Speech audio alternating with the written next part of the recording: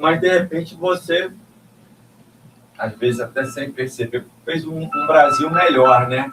Porque, de repente, se você não tivesse lutado, o Arnaldo não tivesse lutado, de repente o Brasil estaria pior do que está hoje, né? Então, temos que ver também por esse lado. Às vezes a gente vê, até no livro que eu escrevo, eu falo um pouco sobre isso. Ou seja, até quando a esquerda perde, ela deixa um legado positivo para a humanidade, né? Então você vê, assim, naquela do 1º de maio, né? A esquerda perdeu ali em Chicago, né? Os trabalhadores foram mortos, mas a partir dali se reduziu a jornada de trabalho e fez um dia internacional de luta. Então, até quando a esquerda perde, o legado é fundamental na questão da emancipação humana. Eu queria te ouvir, Yara, assim, porque muitas vezes a história oficial reduz militante de resistência a rótulos, né? Simplificações ou estigmas. Que tipo de humanidade do Arnaldo, o documentário, procura recuperar? Você falou que ele gostava de futebol, gostava disso. Eu queria pegar mais esse lado humano, né? Esse lado humano. E depois eu queria ouvir também o Gilney, que ele fala uma figura histórica importante, né? O que vocês entendem aí como um legado assim mais importante vendo por esse lado do humanismo aí? O Augusto, o documentário é um curta, né, de 28 minutos. E a denúncia do como ele foi capturado e assassinado era o ponto central dele. Então, nós tem depoimento da mãe, das irmãs, mostrando um pouco, nós fomos reduzindo muito a parte pessoal, porque isso foi uma posição minha, porque é o único caso que você tem prova material, o próprio perito da Polícia Federal diz, onde, se houver qualquer processo judicial, é suficiente para condenar quem participou disso. Não é um depoimento do preso, não é quem ouviu falar, não é por uma foto, sabe? Então, eu tentei mostrar ali, buscar todas as provas, não são só evidências ou indícios, de como foi essa tortura até a execução. Então, nós abordamos essa parte humana ali com a família, né, que a família também sofreu. Aí eu falo, né, de que nós não podíamos circular. Geralmente, às 5 da tarde, a gente voltava para as nossas casas, que chamavam aparelho. E ele era um rapaz que gostava de música e dançar, então a gente dançava sozinho, né? Então, no documentário, a gente põe uma cena, né, ilustrando, dançar. Eu e ele, nós gostávamos muito de bicho, né? E aí ele um dia me trouxe um casalzinho das tartarugas, que hoje até é proibido, né? Que era para a gente, no sábado e domingo, que você ficava preso, entre aspas, não circulavam, a gente se distraía com as 2 tartarugas, porque de uma hora para outra você tinha que abandonar o local, como é que você ia carregar um cachorro, né? E se o vizinho, se alguém, o outro companheiro que depois fosse preso e dissesse, não, eles têm um cachorro assim, então você não podia ter nenhum animal. Aí ele trouxe as 2 tartaruguinhas, que era para fazer companhia. Então, coisas assim, parece bobas, né? Mas gesto, o dia que ele chegou, eu falei, eu vou fazer com essas tartarugas. Não, nós vamos ensinar elas, né? Então, a gente batia o dedinho assim e ensinava mesmo. Elas já sabiam que tinha alfacezinha, vinham comer. E o desejo esse de romper esse cerco que a polícia fazia, da gente ter um filho, eu tinha muitas dúvidas, achava que não devíamos, e ele dizia, não, se a gente está sobrevivendo, eles estão impondo, então quer dizer que nós, militantes, não temos direito de ter um filho, de gerar uma criança, nós não podemos seguir o que eles ditam, né? Nós vamos militar e vamos viver como qualquer outro jovem casal aqui nesse país, né? Ele era, nesse aspecto humano, muito, e quem se encontrava com ele se sentia muito abraçado. A parte do comando, e outra coisa, ele é selecionado para sair do país numa política de preservação de quadro. Quando matam meu irmão, que era da direção nacional, e os outros 2 companheiros, inclusive uma mulher, Ana Maria, a organização decide, que ele era uma pessoa que já estava há 5 anos, né, tinha saído de 4C, que ele vai para o exterior reestruturar a organização. E ele decide, né, morre o Yuri, assassino, ele disse, não, meu lugar é lá, eu vou voltar. Então, ele estava livre, decide assim, ele é kamikaze? Não, porque ele achava que com a bagagem que ele tinha, ele ia contribuir, porque nós estávamos buscando uma forma de romper aquele cerco, uma forma de dar um salto qualitativo.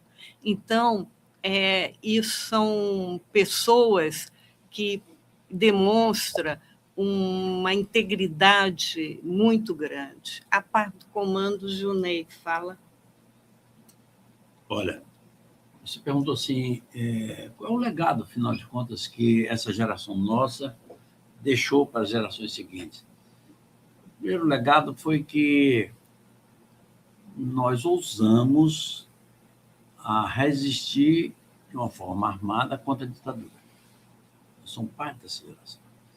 E isso está muito ligado também ao fato de que, quando os militares deram o golpe e derrubaram o presidente eleito, que era Jânio Quadros, Jânio Quadros renunciou e depois entrou o João Goulart, que era vice-presidente eleito legitimamente pelo povo, e que, infelizmente, não houve uma reação à altura, como houvera em 61, quando eles tentaram impedir a posse do João Goulart após a renúncia de Jânio Quadros.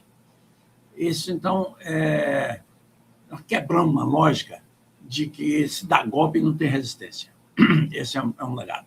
O segundo legado é que, aí não só nós, mas outras forças democráticas, né, mostraram que a ditadura ela é inerente ao seu caráter, ao seu DNA, a violência.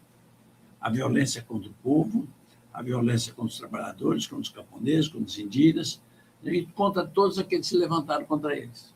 E a violência, ela era institucionalizada. Era uma coisa institucional. Não era fruto de um arroubo de um tenente, de um capitão, de um polícia. Não. A tortura era sistemática, entendeu? E depois os assassinatos, os desaparecimentos forçados. Desculpa. E terceiro, nós mostramos também, junto com outras forças, que era possível a gente desgastar a ditadura. Não conseguimos derrotá-la militarmente, mas o nosso sacrifício, o sacrifício do Arnaldo, o sacrifício dos outros 6 companheiros daqui do Espírito Santo, você entendeu? Que também foram assassinados e muitos deles desaparecidos, inclusive um dirigente do PCB, Orlando Bonfim, mas tem outros que estão na Praça Costa Pereira, lá tem um monumento aos heróis, esses sim, verdadeiros heróis da pátria.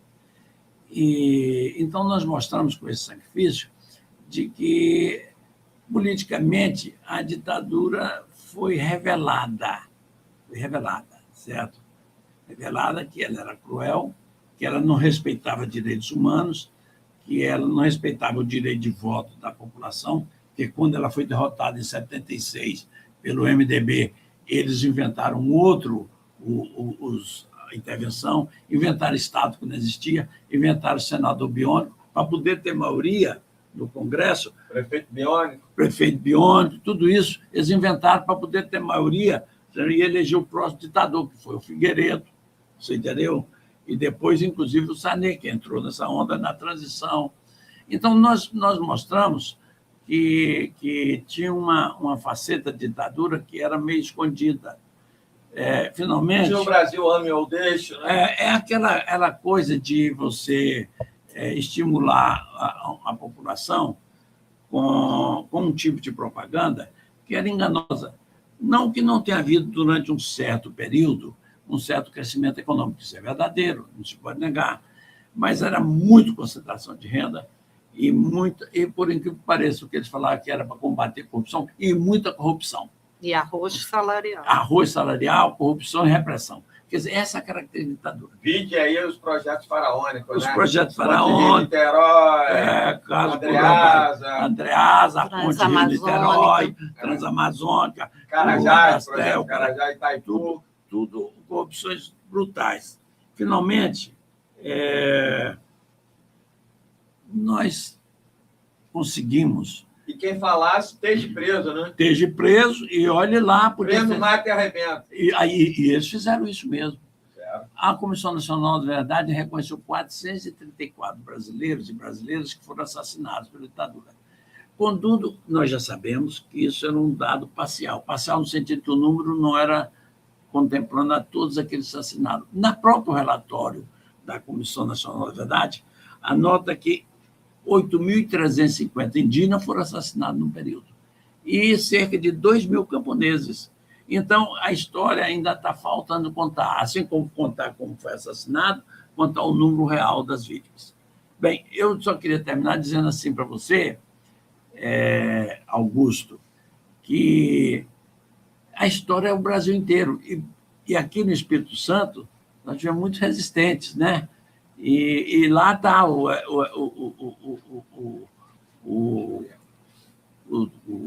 homenagem, né, que nós prestamos aos 6 companheiros que foram assassinados e que nasceram aqui em Espírito Santo. Ou seja, Espírito Santo também, você entendeu? Não era só de pessoas que toleraram ou não resistiram. Não, aqui sempre teve resistência também à ditadura.